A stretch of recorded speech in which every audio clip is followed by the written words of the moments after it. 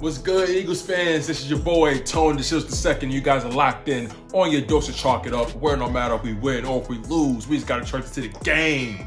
Last week, we beat the Atlanta Falcons. We actually beat the brakes off of them. But this week, we got the San Francisco 49ers on Sunday, and it's not going to be an easy matchup. I'm going to be honest. It's not going to be the easiest matchup. I know a lot of us want to pretend that this is going to be a walk in the park, but it won't. Lord knows I want it to be. But it won't be a walk in the park. This is actually going to be a tough game. This is going to be a tough matchup. This is actually just going to test the entire fortitude of this team. This matchup will see just how far Jalen Hurts has come. Now, granted, we did see him perform tremendously in the Atlanta Falcons game. But that doesn't remove the fact that the Atlanta Falcons are the Atlanta Falcons and the San Francisco 49ers are the 49ers. We have a lot to deal with when you think about their skill position guys. Deebo Samuel, George Kittle. They got this new running back that they drafted in the 6th round, Elijah Mitchell, who went off last week against the Detroit Lions. That offensive line, their defensive line with Nick Bosa. They're talented and they're well coached. You think about Kyle Shanahan scheming, how he finds a way to always get guys open, how he's able to play around with the defender's eyes and kill them with misdirections, and he'll run the same play in a row, but four different variations of the same play. And that's what makes him a mastermind. I want to give Kyle Shanahan his flowers because he is one of the best play callers, if not the best play caller in this NFL. But the Philadelphia Eagles, based on what I saw, and again, a small sample size, but based on what I saw, we're able to put up some numbers. We're able to put up some points on the board. We have some talented young guys who are ready and willing to take on the brunt of the force. Now, think about this. The San Francisco 49ers are missing their star cornerback, Justin Verrett. They're also missing their star running back, in Raheem Mostert. That's big. They rely heavily on that man in the passing game and in the run game. But based off their scheming, based off their zone blocking scheme, a lot of people can get off in that system. So it's going to be important for our defensive linemen, for our linebackers, for our DBs to really exercise the highest level, the highest form of eye discipline. They can't fall for the old banana and the tailpipe trick. They got to keep their eyes locked on their keys. They got to keep their eyes locked on their matchup, and they can't allow Kyle Shanahan's defense to catch them slipping, to catch them having wandering eyes. Jonathan Gannon has a large task ahead of him. He has to prepare himself for Kyle Shanahan to throw the same play at him, but multiple variations. And that's actually not as easy to prepare for as you may think, because you may think you're saying one thing, but in reality, it's a whole another thing.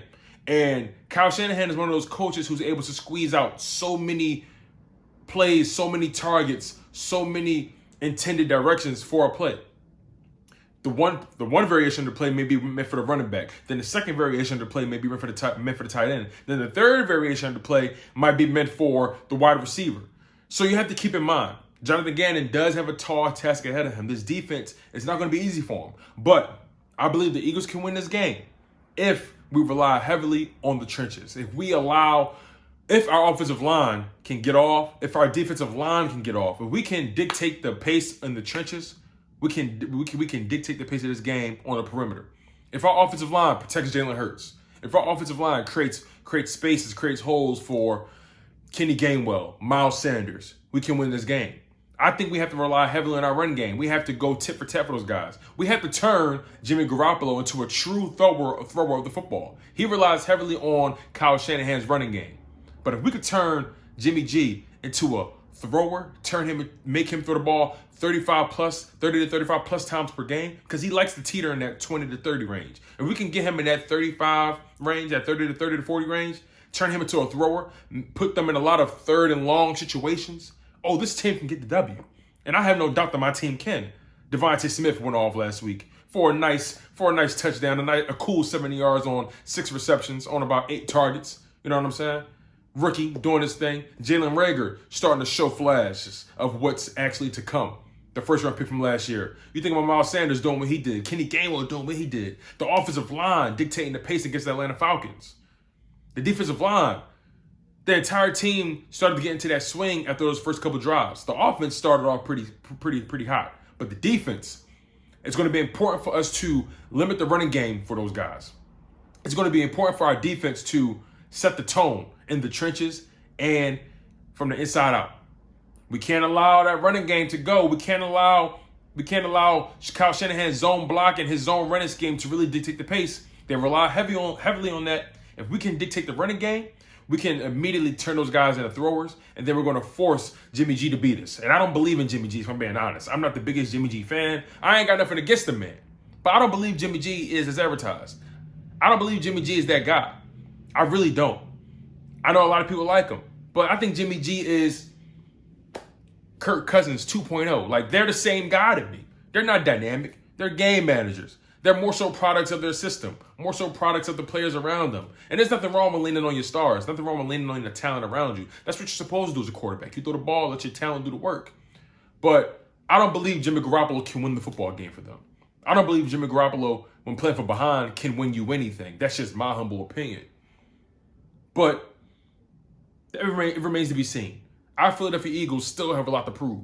We still need to see Jalen Hurts be able to stretch the field, throw the ball over the top. Now, granted, he exercised apt decision-making. He exercised poise in the pocket against the Falcons. He didn't allow anything to surprise him.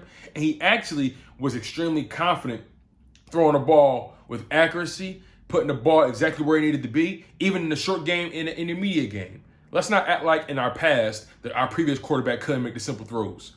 Let's not minimize the simple throws. Sometimes the simple throws win the game. And Jalen Hurts has shown that he can make the simple throws. So let's open up this playbook a little bit for him. Let's get Jalen Hurts going.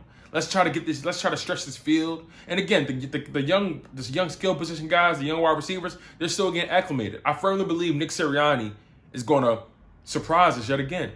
I believe Nick Sirianni, in the end, is going to outcoach Kyle Shanahan. I am going to bet on that.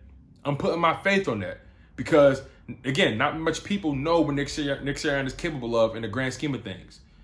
He makes it very key that he's going to cater his game plan around his talent, around his players, and what they do well. But at the same token, the game plan will change week to week. You will never get a beat on this team because we're going to constantly change. Same thing on defense. JG made it very clear. This defensive scheme, the way we attack offenses will always change week to week.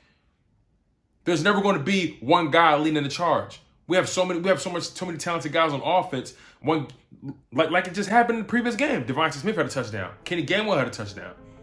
Dallas Goedert had a touchdown. Jalen Reagor had a touchdown. Who do you key on, San Fran? But we're going to see this Sunday. I'm super excited about this game. I'm not going to give you guys my score prediction yet. I still want to wait on that. But I do believe we get the win. It's going to be close. It's going to be very competitive. It won't be easy. But I do believe we get the win. And I'll leave it at that. I'm your humble host, Tone DeShields II. You guys are locked in on your dose to chalk it up. Where no matter if we win or if we lose, we just got to charge it to the game. One love. Stay humble. Stay healthy. Most importantly, stay hungry. And fly Eagles fly.